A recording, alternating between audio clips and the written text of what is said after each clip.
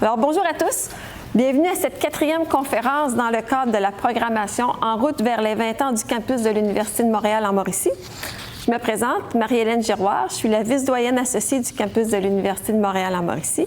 Je suis très heureuse de vous accueillir à cette rencontre. Avant de débuter, j'aimerais reconnaître que nous sommes situés en territoire autochtone non cédé par voie de traité et je souhaite saluer ceux et celles qui, depuis des temps immémoriaux, en ont été les gardiens traditionnels. J'exprime mon respect pour la contribution des peuples autochtones à la culture des sociétés ici et partout autour du monde. J'aimerais aussi souligner le partenariat avec le SUS-MCQ qui nous permet de bénéficier des locaux du pavillon d'enseignement pour remplir notre mission et ainsi de vous accueillir dans cet auditorium ce soir. Le campus de l'Université de Montréal en Mauricie a accueilli ses premiers étudiants en 2004. On célébrera donc nos 20 ans lors de la prochaine année académique. En date d'aujourd'hui, 528 personnes ayant fait leur parcours d'études médicales prédoctorales ont été diplômées.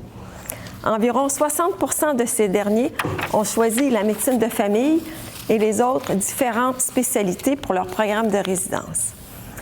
Nos diplômés ayant terminé leur résidence, ayant débuté leur pratique médicale, se retrouvent dans toutes les régions administratives du Québec et en plus grand nombre en Mauricie. Quelques-uns font profiter leur expertise aux populations de d'autres provinces, comme en Ontario ou en Colombie-Britannique. Nos conférenciers ont été identifiés par nos anciens diplômés comme ayant des parcours inspirants. Nous avons le plaisir d'accueillir ce soir Dr Raja Atem. Dr Atem est un fier diplômé de la première cohorte en 2009. Il a par la suite complété sa résidence à l'Université de Montréal, d'abord en médecine interne, puis en cardiologie de l'adulte. Il a fait une formation complémentaire en hémodynamie, plus précisément en procédures complexes et à haut risque à l'Université Columbia à New York. Il est actuellement médecin enseignant, professeur adjoint clinique, directeur de programme CTO-CHIP et chef du département d'hémodynamie de l'hôpital Sacré-Cœur. Il partage son expertise via d'innombrables conférences, publications et innovations technologiques. Il puise sa motivation dans l'impact de ses actions sur la vie des patients et la vulgarisation scientifique. Il garde son équilibre en préservant du temps pour ses autres passions, que sont entre autres sa famille, ses amis, les voyages et les découvertes culinaires. Je vous laisse découvrir son parcours à travers sa conférence intitulée « De la Syrie à la Mauricie ». Dr Atem, à vous la parole.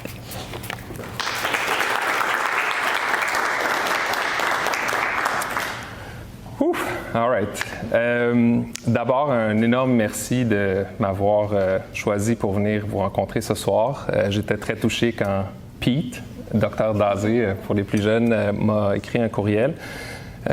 C'est dur de parler de soi-même. C'était la première chose, puis je pense que les autres conférenciers aussi ont fait ce constat-là. Je suis habitué de donner des conférences sur la cardio, sur les CTO, la maladie coronarienne, mais je ne suis pas habitué de donner une conférence sur mon parcours ou mon cheminement. Mais je pense que c'est pour une bonne cause, puis j'aime beaucoup l'initiative du Campus Mauricie de mettre en lumière quelques-uns des parcours des 500 plus diplômés des dernières années. Fait que j'ai appelé ma présentation de la Syrie à la Mauricie, puis je vais un peu vous décrire mon parcours jusqu'à maintenant. Et j'espère que vous allez pouvoir en tirer quelques petites perles. Donc le plan, c'est de parler un peu de mon histoire personnelle, de mon admission en médecine, de la résidence du fellowship, de mon début de carrière, puis de peut-être souligner quelques événements marquants qui me sont arrivés dans ma vie. Puis ensuite de ça, j'aimerais ça laisser un petit peu de temps pour la discussion et l'échange. Donc, mon histoire commence en 1983, le 10 mars. Je suis né à l'autre bout du monde, dans un pays qu'on appelle la Syrie. Donc, la Syrie, malheureusement, on en entend beaucoup parler depuis les années 2010, mais je me rappelle de manière légendaire que quelqu'un à Mauricie croyait que tous les Méditerranéens venaient d'un pays qui s'appelait l'Arabie. Ça, c'est dans le temps en 2005 à 2009. Donc, la Syrie a été mise de l'avant un peu contre ses réelles qualités, mais c'est un pays qui est magnifique. Donc, plus précisément, je suis né dans la ville d'Alep, donc au nord-ouest de la Syrie, en 83. Puis Alep, pour nous, c'est pas une ville qui a subi la guerre, mais c'est une ville qui est très riche historiquement. En fait, Alep et Damas, c'est les deux villes les plus vieilles continuellement habitées par l'être humain. Donc, c'est des endroits qui sont très, très riches en histoire et on a beaucoup de couches de civilisation dans un seul et même endroit. Évidemment, on est reconnu aussi pour notre nourriture. Donc, qui n'a pas mangé un taboulé, du hummus, des falafels, etc. Donc, la cuisine est vraiment excellente. Puis, c'est aussi une place où on fait quelque chose qui s'appelle le savon d'Alep, qui est un savon à base de feuilles de laurier, qui sent très bon puis qui a des propriétés très bénéfiques pour la peau. Donc, c'est là que je suis né. Puis, en 88, mes parents ont pris la courageuse décision d'émigrer. Nous, on a été chanceux parce que on n'a pas émigré parce qu'on subissait la guerre ou on subissait des violences quelconques. On venait de la communauté chrétienne en Syrie, on était une minorité. Mais mes parents ont fait ce choix-là plus pour l'avenir de leurs 3 garçons. Donc, on était 3 garçons chez nous. Moi, j'étais la petite surprise 12 ans plus tard. Mais mes frères, qui étaient plus vieux, devaient subir le service militaire obligatoire, qui était en fait d'une durée de 3 ans, dans des conditions extrêmement difficiles, dans le désert, pieds nus, très, très rough. Puis, basically, c'est que tu perdais environ 3 ans de ta vie pour pas grand-chose. Donc, mes parents, dans cette optique-là, ont commencé à regarder les options d'émigration. Puis, on avait la chance que mon oncle, donc le frère de ma mère, vivait déjà au Canada et avait encensé le Canada aux oreilles de mes parents. Puis l'autre chose qui nous a fait choisir le Canada, mais en fait que mes parents ont choisi le Canada, c'est que la langue française était la langue seconde en Syrie pendant plusieurs années. En fait, après la Première Guerre mondiale, après l'effondrement de l'Empire ottoman dans lequel la Syrie faisait partie, il y a eu l'accord Sykes-Picot, donc les Anglais et les Français qui avaient un peu gagné la guerre se sont séparés le Moyen-Orient avec des frontières un peu artificielles. Puis, la Syrie est tombée sous le giron français. Donc, la Syrie a été sous mandat français pendant de nombreuses années, presque 70 ans. Puis, à cause de ça, la langue seconde des gens de l'âge de mon père, qui est quand même pas mal plus âgé, c'était le français. Donc, c'était important pour eux d'émigrer dans un pays francophone. Donc, on a fait ça en juillet 88, 17 valises.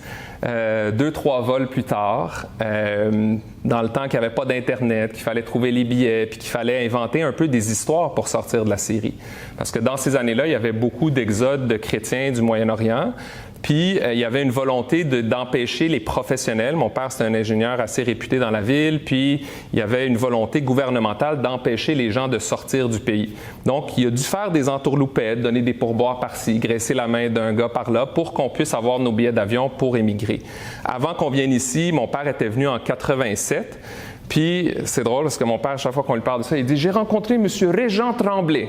Et Régent Tremblay, c'était l'agent d'immigration qui a expliqué à mon père comment faire pour venir comme immigré investisseur. Donc, on est venu un peu par ce canal-là, puis on est arrivé donc en juillet 88, on a quitté le désert pour arriver dans la neige. Donc, la première chose que j'ai faite, en fait, en arrivant ici en 88, c'était d'apprendre le français. Donc, c'était une chose qui était très, très importante pour mes parents pour pouvoir bien s'intégrer à la société qui nous a gracieusement accueillis.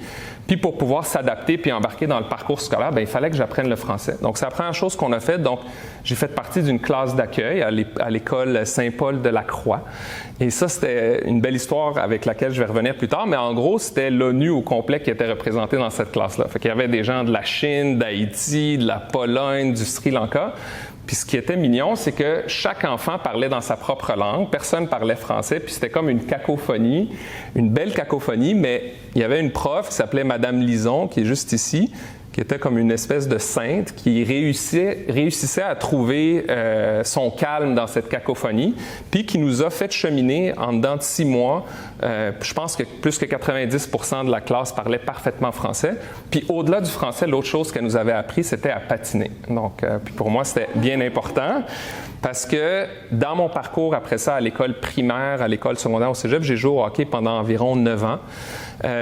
Puis, donc, une fois que le français était acquis, là, j'ai pu intégrer le réseau scolaire québécois comme les autres. Donc, je suis rentré en première année primaire. Ensuite de ça, j'ai fait mon secondaire cégep à l'école Jean de Brébeuf. Et ça, je m'en rappelle parce que quand je suis rentré en secondaire 1, nous, on n'avait pas vraiment tant de moyens que ça financiers. Puis là, on joignait Brébeuf où c'était une école où il y avait des gens très aisés. Puis je me rappelle que la première journée à Brébeuf, le directeur nous avait tous assis dans la grande chapelle puis il avait dit « Messieurs, vous êtes la crème de la Société québécoise, Pierre-Éliott Trudeau était ici, Justin Trudeau, etc. Puis je me rappelle, j'avais été super intimidé. J'étais comme, oh my God, qu'est-ce que je fais ici? Mais finalement, ça avait été un très, très beau parcours, des belles amitiés. Puis j'ai appris énormément à Brébeuf. Donc, j'ai séparé ma présentation par des réflexions. Donc, les réflexions, c'est que je me disais, en préparant cette conférence, quelles sont les qualités ou les aptitudes qui m'ont permis un peu de bien faire cette phase-là de ma vie. Puis je vais avoir des diapositives réflexions à travers ma présentation. Puis pour cette partie-là de ma vie, bien, les deux qualités qui m'ont aidé, c'était ma capacité d'adaptation, puis surtout ma capacité d'intégration, moi comme enfant, mais aussi pour mes parents, pour qui c'était extrêmement important de s'intégrer à la société qui nous accueillait. Ensuite de ça, bien, on va parler de médecine, hein, puis on va parler de la cardio, etc. Fait que comment ça a commencé pour moi? Bien, j'écoutais beaucoup de télé québécoise. J'écoutais Entre Cadieux, Passe-Partout, Chambre en ville plus tard. Puis j'écoutais une série qui s'appelait Urgence, dans laquelle il y avait Marina Orsini puis Serge Postigo. Puis dans le versant anglophone, j'écoutais la série ER avec George Clooney, etc. Puis je me rappelle, là, j'étais assis, j'écoutais ça, puis j'avais des papillons, je pouvais écouter ça pendant des heures, puis j'avais vraiment une passion pour ça. Au grand bonheur de mes parents, parce que pour les Méditerranéens, il y a 3 métiers. Tu es ingénieur, médecin ou avocat. Il n'y a pas d'autre chose. Pour eux, ils étaient bien contents que spontanément, je sois attiré par la chose. Par contre, contrairement à mon intérêt, mon âge et mes intérêts sociaux au secondaire et au cégep étaient différents. Donc, loin d'avoir un parcours typique de l'étudiant en médecine qui a des très bonnes notes, moi, au secondaire et au cégep, j'avais pas des si bonnes notes que ça. Je sortais beaucoup, j'expérimentais avec toutes les belles choses de la vie qu'on expérimente au secondaire, cégep. Puis, en finissant mon cégep, alors que j'adorais les cours de bio puis de physiologie, je performais moins bien en philo puis en anglais, mettons. Donc, j'ai fini le cégep, moi, avec une cotère d'environ 28-29. Donc, je me rappelle, un jour, j'avais fini, puis là, je me dis, bien, qu'est-ce que je vais faire après? Fait que là, je m'étais assis, j'avais pris le bottin de l'UDM, puis là, j'avais feuilleté les différents programmes, puis là, j'étais tombé sur sciences biomédicales. Donc, en 2002, c'était un programme qui commençait. Ça faisait pas très longtemps que le programme de sciences biomédicales existait. Puis quand je regardais la liste des cours, j'étais comme « Oh my God, c'est exactement ça que j'aime ». Il y avait des cours de physiologie, de biologie, sur l'être humain, etc. Il n'y avait plus de philo, il n'y avait plus des trucs dans lesquels j'étais un peu plus faible. Donc, j'ai embarqué dans ce programme, puis là, mes notes ont monté parce que j'aimais ce que je faisais. J'étais aussi un peu plus mature, évidemment. Puis, en finissant mon bac, mes notes avaient monté. Ils n'avaient pas monté dans la stratosphère. Ils avaient monté assez pour me rendre à l'entrevue. Puis à l'entrevue, probablement à cause des 7 années de social que j'avais faites au secondaire cégep, j'ai eu un peu plus de facilité avec les 2 dames qui étaient devant moi. Donc, cette entrevue a permis de compenser un peu pour mes notes qui n'étaient pas incroyables, puis ça m'a permis d'être sur la liste d'attente pour rentrer en médecine. Donc, 2 semaines avant juillet 2005, je travaillais au Futur Shop. Donc, dans ce temps-là, j'avais fini mon bac de biomède un semestre plus tôt parce que j'avais fait une séance d'été. Puis, je vendais des télés au Futur Shop pour faire un peu d'argent. Puis, 2 semaines avant que l'année commence, j'avais appliqué aussi en pharmacie puis en médecine dentaire. Puis là, je reçois un appel d'un docteur Leduc, qui était le médecin qui était responsable des admissions. Puis, il me dit « Raja Atem ». Je dis « Oui ». Il dit « Trois-Rivières, tu connais tout ça ?» Je suis comme « Non ».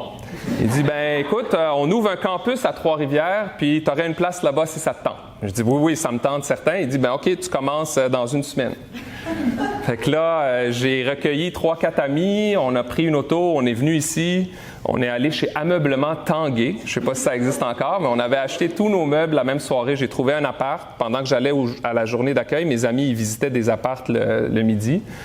Puis là, le jour même, j'ai trouvé mon appart pas loin de l'UQTR. J'ai acheté tous mes meubles à Ameublement Tanguay, puis on a commencé le campus Mauricie-Antienne. Par contre, pour les quelques étudiants qui sont là, ce beau pavillon dans lequel nous sommes n'existait pas.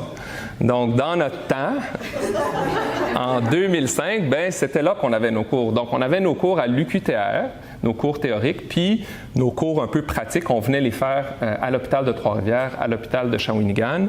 Et les patrons, surtout, donc ça c'est ma diapositive que j'aime beaucoup, donc les enseignants et le personnel, là, pour ceux qui connaissent Madame Champoux, là, qui est ma #1 fan sur Facebook, je ne sais pas si elle travaille encore, mais c'était des gens là avec le cœur en or. Puis ce qui était le plus riche, puis tous mes collègues qui étaient là vont reconnaître, c'est que les gens étaient tellement excités et motivés à recevoir des étudiants de médecine qui nous ont vraiment fait sentir comme des rois puis des reines. On avait vraiment une qualité d'enseignement qui était exceptionnelle.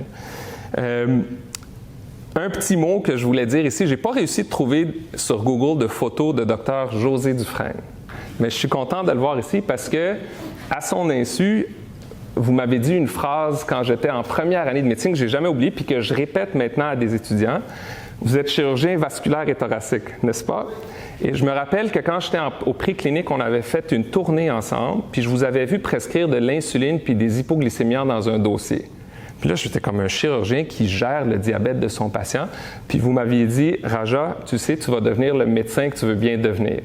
Puis ça m'a marqué, puis je la redis, cette phrase-là. Donc, des gens dévoués comme vous, c'est quelque chose, des fois, une petite phrase par-ci, par-là, mais ça marque. Puis d'autres gens qui m'ont marqué personnellement en cardio, c'était Dr Diaz puis Gisbert, très, très bienveillants. Dès que j'avais commencé à avoir mon intérêt en cardio, j'allais souvent les voir, ils m'ont toujours supporté. C'était vraiment du bon monde, le campus Mauricie. Puis surtout dans ces années-là, Dr Duplain, Dr Gagné, qui a gagné une belle médaille cette année, amplement méritée. Puis c'était surtout pour moi des amitiés, le campus Mauricie. On avait une classe, on était une trentaine au début, je pense qu'on a fini à 27. Puis on a vraiment développé des liens très, très serrés. On voulait tout faire comme Montréal. Donc, on était la première année. Fait que Montréal avait un CACI, donc le centre pour faire des voyages à l'étranger. Bien, on a parti un CACI version Trois-Rivières. On est allé au Pérou, en Afrique. Montréal avait un défilé de mode. Bien, nous, on voulait faire partie du défilé de mode aussi. Montréal avait des galas. On allait faire des galas puis des événements pour le ressembler. Puis il y a beaucoup de ces amitiés-là qui ont perduré dans le temps. Donc, il y a André, Anne-Marie, entre autres, qui étaient présents à mon mariage. Puis, une amitié en particulier qui m'a vraiment touché puis qui a marqué mon parcours, c'est Robert, qui a fait le chemin de Montréal ce soir. Donc, moi et Robert, on était colocs, en fait. Une journée par semaine, les mercredis soirs, c'était nos soirées FIFA Pizza. Donc, il faisait l'aller-retour Montréal-Trois-Rivières, comme beaucoup de gens dans ces premières cohortes-là. Puis, on a développé vraiment une amitié très proche. Puis, au-delà de la médecine, puis d'être des collègues, etc., on est devenus des amis très proches. J'étais garçon d'honneur à son mariage, j'étais garçon d'honneur au mien. Puis, il m'a fait l'honneur d'être le parrain de son petit garçon qui avait pas un an ici, puis qui maintenant va avoir presque 13 ans dans quelques semaines.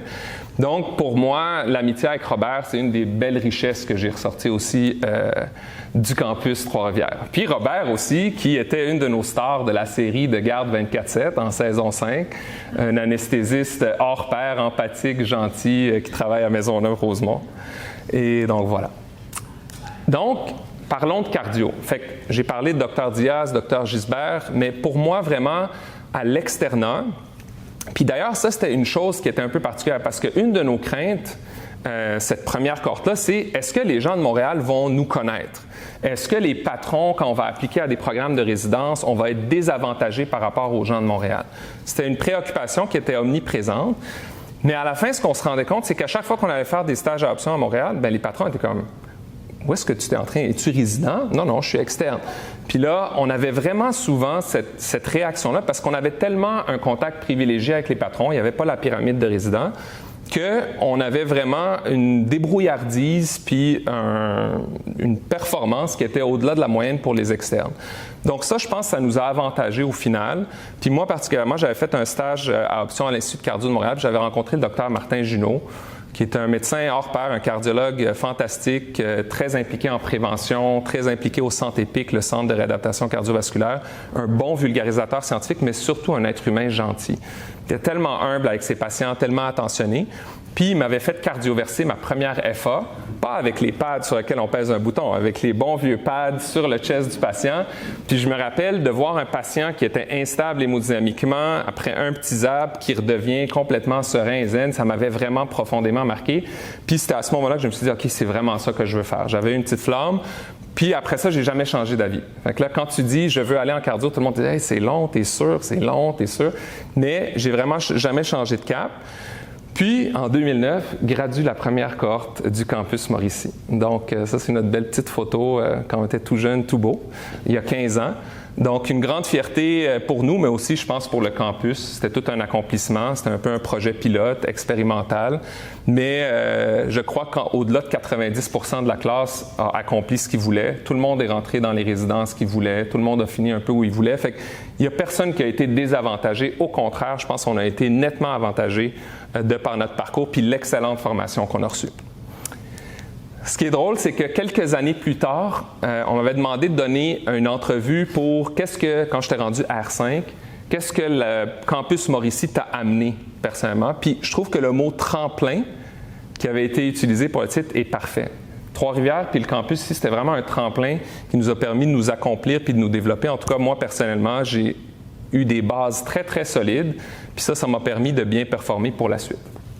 Donc, retour à Montréal, au Bercail, résidence en médecine interne à l'UDM pour éventuellement aller en cardiologie. C'est un programme de 6 ans, cardio, 3 ans de médecine interne, 3 ans de cardio. C'est pas un programme facile, on va pas se le cacher. C'est une résidence assez dure, beaucoup de garde, beaucoup d'adrénaline, beaucoup de volume, mais c'est une résidence extrêmement riche. C'est une discipline que j'adore, avec beaucoup de ramifications. On peut faire de l'imagerie, on peut faire de l'intervention, de l'électrophysiologie. Puis c'est surtout une discipline qui a explosé en termes de capacité technique au fil des dernières années. Pendant mon parcours de résidence, 2 autres belles personnes se sont ajoutées à ma vie. Dr Rémi Couze, qui est un de mes meilleurs amis, qui travaille avec moi comme hémodynamicien à Sacré-Cœur, avec qui j'ai fait mon fellow à la même place aussi. Puis Dr Cadrin-Tourigny, qui est électrophysiologiste à l'Institut. Donc la résidence, pour ceux qui sont à l'externat ou qui vont appliquer, c'est une période qui est difficile, mais c'est une très, très belle période. C'est vraiment là que vous allez aller consolider vos connaissances, développer votre confiance en vous, puis vraiment acquérir le 3/4 des connaissances qui vont vous servir toute votre vie. Fait que si vous aimez vraiment quelque chose, vous êtes passionné à propos d'un domaine, n'ayez pas peur des années, juste foncez, allez-y, puis des belles choses vont arriver. Donc, à la résidence, j'ai eu la chance de côtoyer un patron qui s'appelle Donald Palisaitis. Dr Palisaitis, pour moi, ça a été un mentor, un deuxième père, un ami éventuellement, mais c'était surtout quelqu'un pour lequel j'avais énormément de respect. C'est un cardiologue hémodynamicien, il a été directeur du programme de cardio de 2006 à 2014. Nous, on a été sa dernière cohorte. Puis c'est quelqu'un qui a cru en moi très tôt dans mon parcours. Donc, dès que j'étais R1 puis que j'avais manifesté que j'avais de l'intérêt en cardio, je me rappelle à chaque fois que je le voyais, j'étais stressé, je voulais bien performer, j'essayais de faire mon 110%. Puis lui, il le savait un peu, mais il savait aussi comment me pousser pour ressortir le meilleur de moi-même. Donc, il me montrait jamais qu'il était impressionné, mais en même temps, il me montrait qu'il me supportait. C'est un pédagogue vraiment extraordinaire. Puis d'ailleurs, là, il est rendu le chef de tous les programmes de cardio du Canada au Collège Royal. C'est un homme que je tiens en très haute estime. Puis un des beaux moments de ma résidence, c'était à la toute fin. Donc, quand on a eu la graduation de médecine spécialisée en 2015, j'ai eu l'honneur d'avoir le discours de graduation de tous les médecins spécialistes.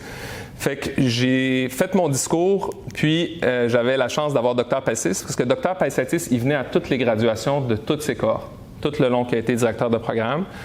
Puis en même temps, je me rappelle, lors de notre graduation, on avait aussi donné un mot pour le campus Mauricie, parce que ça faisait justement presque 10 ans que c'était le cas. Donc c'était un très, très beau moment pour moi de rendre honneur à Dr Palisaitis, puis aussi de faire ce discours-là. Donc, réflexion. C'était quoi qui m'a permis pendant ma résidence de bien performer, d'éventuellement pouvoir avoir le fellowship que je voulais? Bien, j'étais quelqu'un de très impliqué et de très motivé. Donc, souvent, j'allais arriver avant le temps, j'allais partir après, j'allais essayer d'aller au devant de ce que le patron demandait. J'étais très, très impliqué dans mes dossiers, dans mes patients. J'avais pas peur de rester plus tard pour regarder un cas de plus, etc. J'avais pas de rendez-vous chez le coiffeur à 3h45. Tu sais, c'était vraiment, je me donnais pendant ces années-là de résidence parce que, puis tu sais, c'est pas une affaire de comme, OK, il faut être tough, puis il faut être fatigué, puis les lendemains de garde. C'est plus, si vous choisissez quelque chose que vous aimez, le reste va venir complètement naturellement. Allô, je vais pas dire son surnom parce que là, on est sur caméra, mais j'aime beaucoup ce garçon qui vient de rentrer. Donc, implication, motivation, ça, c'était mes réflexions pour ces années-là. Ensuite de ça, on va faire une petite pause pour vous parler pourquoi j'ai choisi l'hémodynamie. Parce qu'en cardio, tu peux te surspécialiser par la suite. Puis moi, j'aime beaucoup l'histoire. Puis des fois, quand on retourne en arrière, bien, on réalise beaucoup de choses. La cardio interventionnelle, c'est une discipline qui est quand même récente, mais qui a eu beaucoup de précurseurs importants. Cette personne-là, c'est le Dr. Forsman. Ça, je pense, c'était un urologue qui voulait montrer aux gens que c'était possible de faire une cathétérisation cardiaque sans en décéder, puis que c'était sécuritaire. Fait que ce qu'il a fait à l'envers et contre tous, c'est qu'il s'est lui-même monté un cathéter par son bras. Il est descendu en radiologie, puis il a fait un rayon X pour dire, regardez, il est dans mon oreillette droite, puis je suis encore vivant. Après cette folie-là, il y a 2 autres personnes, un peu plus scientifiques, qui ont commencé à étudier le cathétérisme cardiaque de manière un peu plus sérieuse. Puis d'ailleurs, grâce aux travaux de ces 3 personnes, en 1956, ils ont gagné le prix Nobel de la médecine. Basé sur ces avancées-là, il y a le Dr. Seldinger qui a raffiné un peu la technique de cathétérisation. Puis ensuite, en 1958, Dr. Soanes a fait la première coronarographie chez l'humain par erreur. Parce que dans ce temps-là, quand on injectait les coronaires, on le faisait de manière non sélective. On injectait dans l'aorte puis on regardait le colorant qui rentrait dans les coronaires. Son cathéter a sauté dans la coronaire droite. C'était un jeune patient de 26 ans. Puis le patient, il a fibrillé. Puis le Dr. Soanes, de manière légendaire, a donné un gros coup de poing sur le thorax du jeune, puis il est revenu. Puis, basé là-dessus, ils se sont dit, OK, ils ne meurent pas nécessairement si on injecte leur coronaire. Et donc, le domaine s'est développé.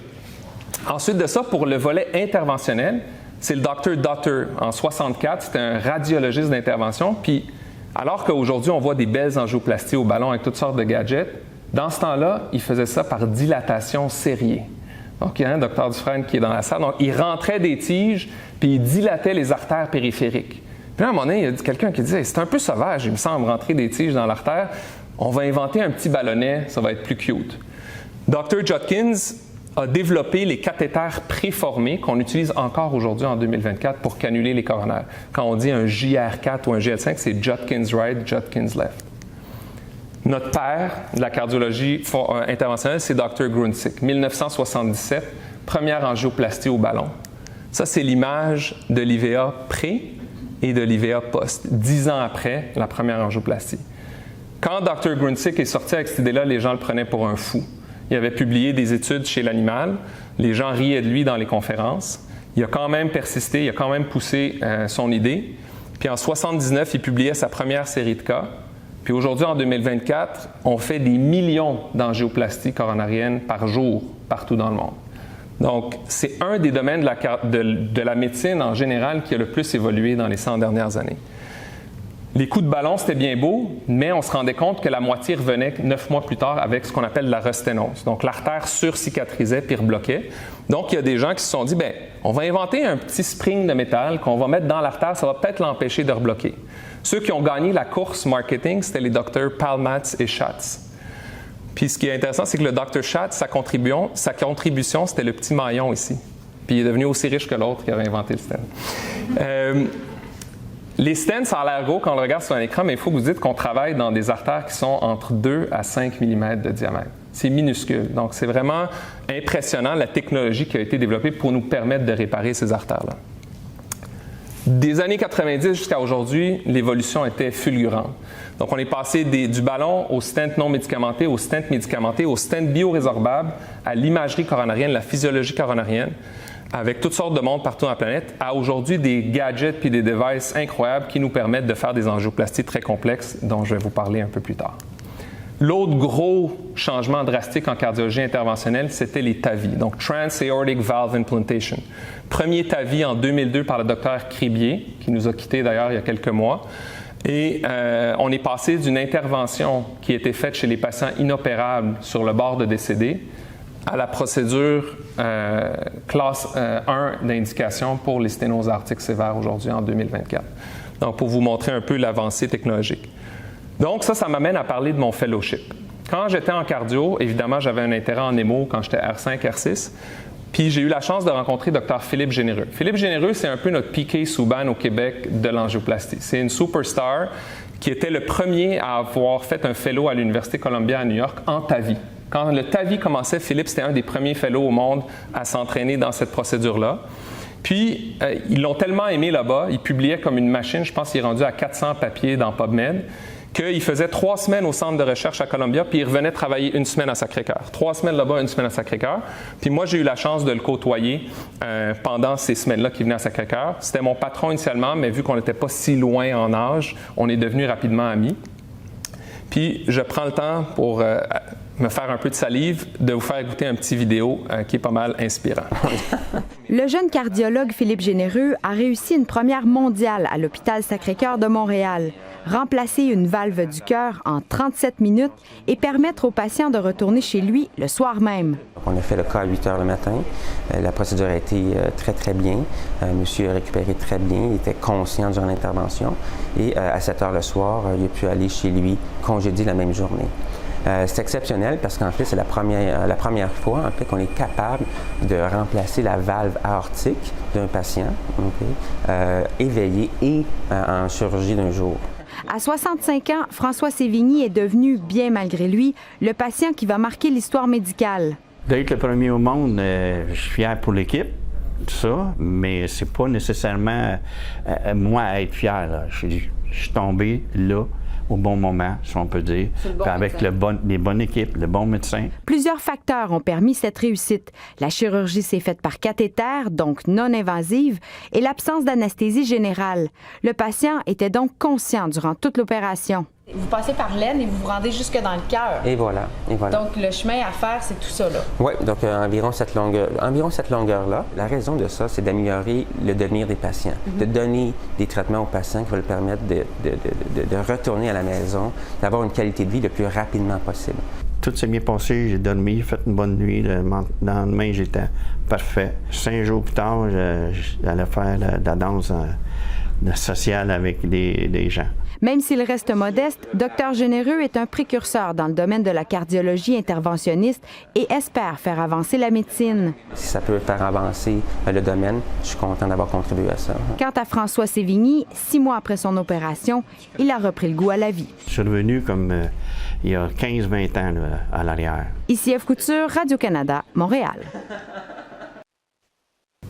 Donc ça, j'ai eu la chance d'être résident. Je faisais ma première année de fellow, en fait, en émo, quand ça s'est arrivé. Puis pour moi, Philippe, c'était une source inépuisable d'inspiration. C'est un gars hyper drivé. Il a grandi à Montréal-Nord avec une mère monoparentale. Il était des jumeaux. Il est venu vraiment, vraiment de rien. Puis il a accompli jusqu'à aujourd'hui. Il est rendu le directeur d'un des plus gros programmes de structurels aux États-Unis, au New Jersey. On est restés amis jusqu'à jour. Puis c'est grâce à Philippe, en fait, qui m'a donné l'idée de faire le fellowship que j'ai fait. Fait que Philippe, un jour, on est allé prendre une coupe de verre dans une place qui s'appelle Buvette chez Simone à Montréal. Il me dit, Raja, tu vas aller faire du CTO. J'étais comme, le CTO, il me semble c'est long, il n'y a pas beaucoup de gens qui font ça. Il dit, non, tu vas aller faire du CTO parce que c'est ça qu'on a besoin, c'est ça qui s'en vient dans les mots.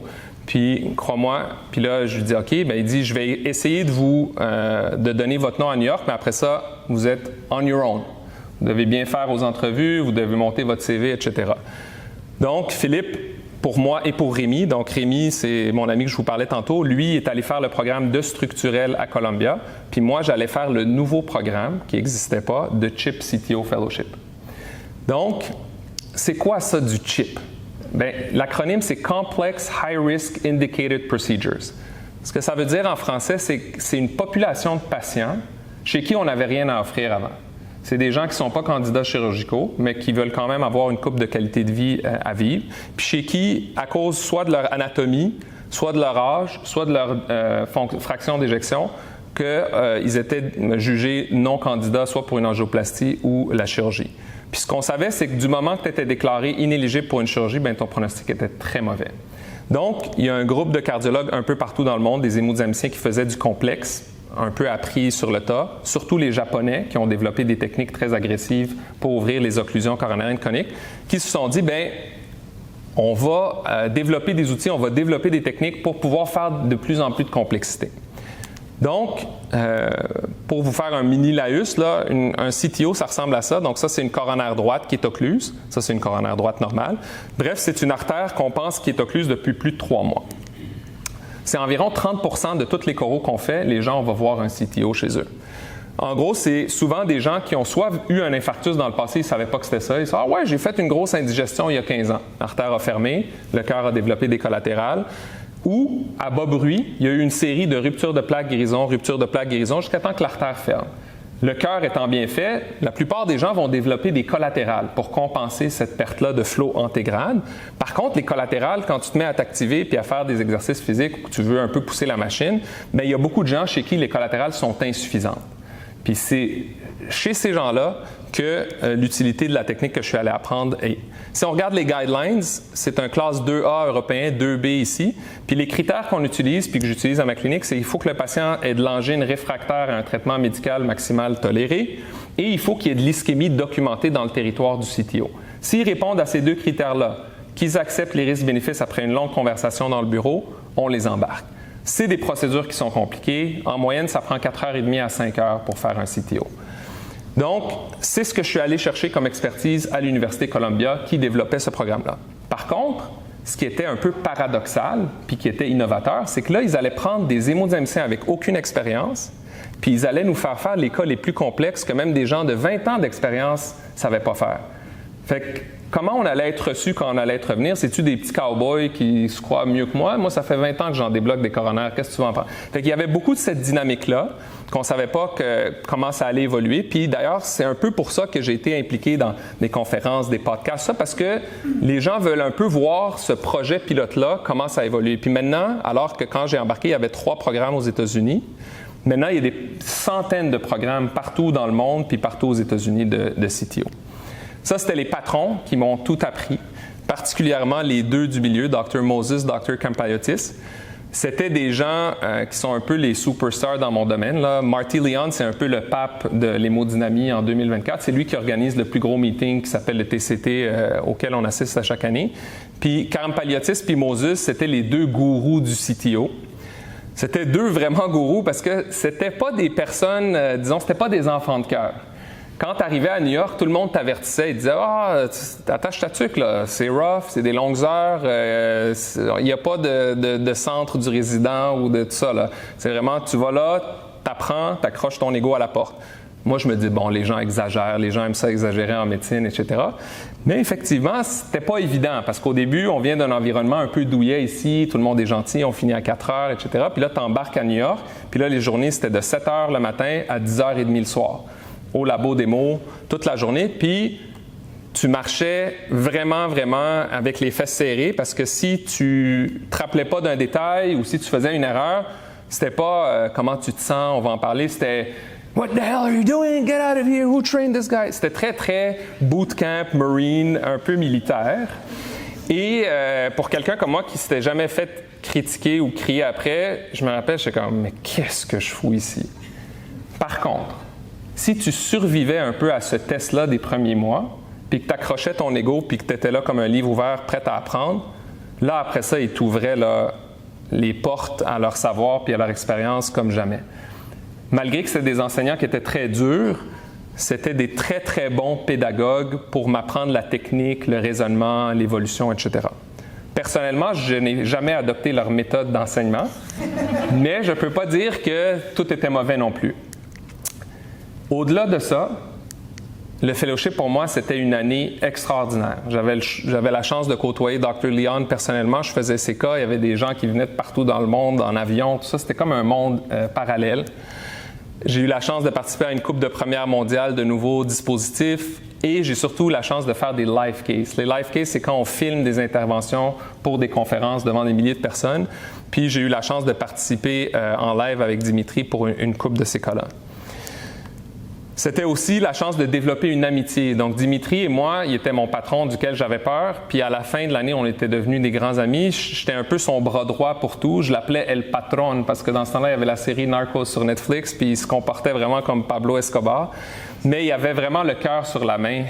Puis c'était quelqu'un de très attentionné envers ses patients. Puis d'ailleurs, à chaque été, on allait en Grèce pendant 3 ans pour aller faire des CTO pendant 3 jours dans un petit village reculé qui organisait un meeting qui s'appelait Ioannina. Fait que ça, c'est des photos de nos aventures en Grèce où on allait comme un SWAT team faire des CTO pendant des heures interminables, mais on mangeait un bon tzatziki à la fin de tout ça. Le fellowship aussi, pour moi, ça a été de faire ça avec un de mes meilleurs amis, Rémi, de souffrir ensemble les premiers mois, d'habiter ensemble, de vivre ça ensemble, puis de surtout vivre une relation avec ma blonde de l'époque. Donc, j'avais rencontré ma blonde qui est devenue ma future femme la même année que je partais en fellow. Fait que ça, c'est un petit conseil pour ceux chez qui la vie personnelle peut peut-être venir changer ou bousculer vos choix de carrière. Ça se fait des relations à longue distance. C'est pas facile, mais FaceTime, les avions, ça se fait. Fait que nous, on l'a fait. C'était Hawaï, New York. Ça ne pouvait pas être plus loin que ça. Mais je suis allé la voir 2 fois, elle est venue me voir 2 fois, puis on a survécu. Donc, on a gradué en 2017, cette belle cohorte qui venait d'un peu partout dans le monde. Il y avait des Argentins, des Israéliens, des Africains, des Vietnamiens, puis les 2 petits Québécois, Raja et Rémi. Donc, qu'est-ce qui m'a permis de passer à travers cette phase-là? Bien, c'était la réceptivité. Donc, pas avoir d'ego, juste vouloir apprendre, puis la discipline. Honnêtement, c'était pas facile. C'était une année assez dure, mais à travers laquelle j'ai appris de manière exponentielle. Puis je me rappelle, initialement, j'étais supposé aller 2 ans en fellow à New York. Puis après 6 mois, on avait fait 2 fois plus de CTO et de TAVI que tous les hémodynamiciens canadiens regroupés, parce que c'est des environnements qui sont complètement différents du Québec. Donc là, après 6 mois, on a appelé Eric, qui était notre chef de cardio, puis on a dit « Eric, on s'en revient. » Il a dit « Ah ouais, vous êtes prêts? » Oui, on va être prêts. Puis même les gens à New York étaient insultés qu'on veuille peut-être passer 2 ans. Ils étaient comme « You think you need 2 years here? » « No, you don't. » OK. Fait qu'on est revenu après 1 an. Donc, j'ai commencé ma carrière en juillet 2017 à l'hôpital du Sacré-Cœur, avec une équipe qui a aussi toujours cru en moi. Moi, je m'étais fait offrir un poste quand j'étais R5. J'avais eu une bonne poignée de main avec Éric Scampard, qui était mon chef, avec un plan de carrière, un plan de fellow. Donc, je suis revenu tel que prévu. Puis, j'ai parti la clinique de CTO CHIP à l'hôpital Sacré-Cœur. Au début, c'était pas facile, pour plusieurs raisons. Une des raisons, c'était qu'ils ne s'en faisaient pas avant. Fait que là, l'équipement est nouveau, les procédures sont beaucoup plus longues, les procédures sont plus risquées. Puis aussi l'aspect que le plus jeune, qui a d'ailleurs été entraîné par toutes les hémodynamiciens de Sacré-Cœur, c'est eux qui m'ont entraîné ma première année. Puis là, je reviens pour faire des cas plus complexes que ce qu'eux faisaient, pour peut-être leur apprendre des affaires. Fait que c'était très bizarre à gérer puis à négocier, mais j'ai eu la chance que mes collègues étaient ouverts d'esprit puis ils croyaient en moi. Ils n'avaient pas peur de la jeunesse, pas peur de la relève, il n'y avait pas de compétition d'ego. Puis ils m'accrochaient, ils viennent donc me montrer ton nouveau gadget, etc. Puis ça s'est fait comme ça. Puis tranquillement, pas vite, j'ai pas commencé à faire de la complexité de cas que je faisais pendant le fellow, parce que veux pas, pendant le fellow, tu es là, tu observes, tu participes un peu, mais tu fais jamais le cas de A à Z. Puis dès que ça va mal, le patron, il reprend la main. Fait que ton apprentissage de ta carrière, tu le fais dans tes premières années de pratique. Hein? Puis tout le monde, je pense, peut témoigner de ça. C'est quand tu es tout seul à 3 heures du matin en STEMI, puis que la patiente code sur ta table, puis que tu te retournes, puis que les infirmières te regardent, puis qu'il n'y a pas de patron qui va se brosser pour venir t'aider. C'est vraiment là que ta carrière se bâtit. Donc, belle équipe. Puis, je vous montre une vignette clinique rapidement donc, de ce que je fais à chaque mois. Donc, ce patient-là, 58 ans, un électricien, facteur de risque classique, déjà eu une angioplastie en 2015.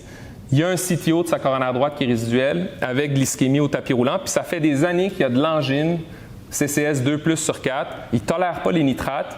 Puis, il n'est plus capable de faire grand-chose. Il fait son train-train quotidien, mais dès qu'il doit courir, tout ça, grosse angine de poitrine, doit ralentir. Avant, on lui disait, bon, on n'a pas grand-chose à t'offrir, on ne va pas te faire ponter pour une coronaire droite. Donc, quand je suis revenu, ça faisait partie du genre de cas que j'ai fait. Donc, ici, ce que vous voyez, c'est la coronaire droite qui est occluse. Puis ici, ce que l'opérateur avant moi avait fait, c'est qu'il avait injecté la coronaire gauche. Donc, on voit l'IVA ici, qui donne une grosse collatérale rétrograde pour le lit distal de la coronaire droite. Donc, mon collègue, en 2016, avait essayé de la débloquer comme on fait d'habitude, donc en passant des fils puis peut-être des ballons, mais son fil n'arrivait jamais à débloquer l'artère complètement. Donc, nous, ce qu'on fait, puis l'approche que je suis allé apprendre à New York, c'est qu'on fait des approches rétrogrades. Donc, ici, ce que vous voyez, c'est que j'injecte les 2 coronaires en même temps, puis je reconstruis l'arbre coronarien. Donc, ici, j'injecte la coronaire droite, j'injecte la coronaire gauche, puis ce que vous voyez ici, la coronaire droite, regardez, il y a 2 segments de la coronaire qui sont bloqués. Donc, il y a un segment ici, puis un autre segment plus loin. Puis mon but, c'est de reconnecter ce bout-là à ce bout-là. Je peux faire ça en le débloquant par en avant, mais je peux aussi faire ça en passant par la collatérale. Donc, ici, c'est ça que j'ai fait. Donc, vous voyez ici, je suis en train de travailler dans l'IVA. J'ai ce qu'on appelle un micro-cathère, puis un petit fil guide. Puis, délicatement, je vais aller naviguer cette collatérale-là pour finir par arriver dans le lit distal de la coronaire droite. Donc là, vous allez voir mon fil ici qui avance tranquillement, puis là, je me rends. Puis une fois que je suis rendu là par en arrière, j'avance de l'équipement par en avant. Puis là, je vous épargne 1 an de fellowship. Par magie, on finit le cas, puis on rétablit la circulation coronarienne à la coronaire droite. Puis pour les patients qui sont indiqués, ça change drastiquement leur qualité de vie. Les cartes de Noël que je reçois, c'est mes patients CTO, parce que ça fait des années qu'ils traînent avec de l'angine, puis qu'on leur dit qu'il n'y a pas grand-chose à faire. Cette expertise de CTO, vu que c'était nouveau, bien, ça m'a ouvert les portes à aller partager un peu mon expérience. Donc, c'est de là que ça vient, les conférences. Je dois vous avouer qu'au début, j'avais vraiment le syndrome de l'imposteur. J'étais là puis sur des panneaux avec des gens qui écrivent des livres que je regardais en admiration. Puis j'étais comme, mais qu'est-ce que je fous sur ce panel-là? Puis j'étais gêné d'être là parce que je sentais que je n'avais pas mérité ma place là. Parce que je n'avais pas encore d'expérience. Là, c'était toujours, ah oui, c'est le fellow à Dimitri qui est là, c'est pour ça qu'il est là. Fait que j'avais beaucoup de ça au début. Puis, ce que j'ai fait, c'est qu'au début, les premières années, je ne parlais pas beaucoup. J'écoutais humblement. Puis, de temps en temps, je lançais un mini-commentaire. Ah, ça n'avait pas fait plouf.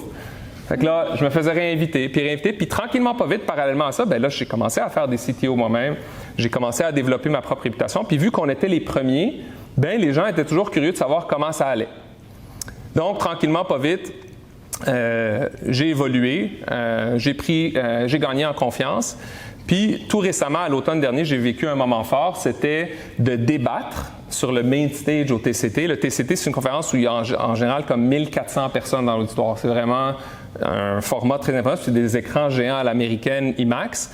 Puis, j'ai débattu Dr. Ellis. Dr. Ellis, c'est celui qui a nommé la classification des perforations coronariennes. Quand on perfore une coronarienne, on dit « Ah, c'est un Ellis 1, Ellis 2, Ellis 3 ». Puis là, je débattais ce monsieur-là, moi, le petit jeune, dans un format au TCT. Donc, pour moi, ça a été un moment fort, ça a super bien été, puis c'était un des petits highlights.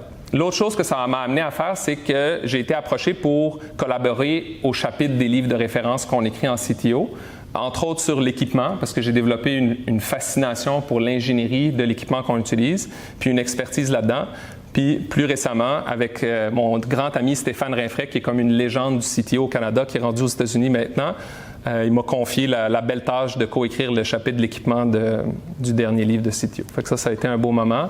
D'autres belles opportunités que ça m'a amené ce fellowship-là, c'est que j'ai eu la chance de faire quelques premières canadiennes. Donc, les compagnies qui développent des outils pour nous aider à faire ces cas-là, bien, nous approchent.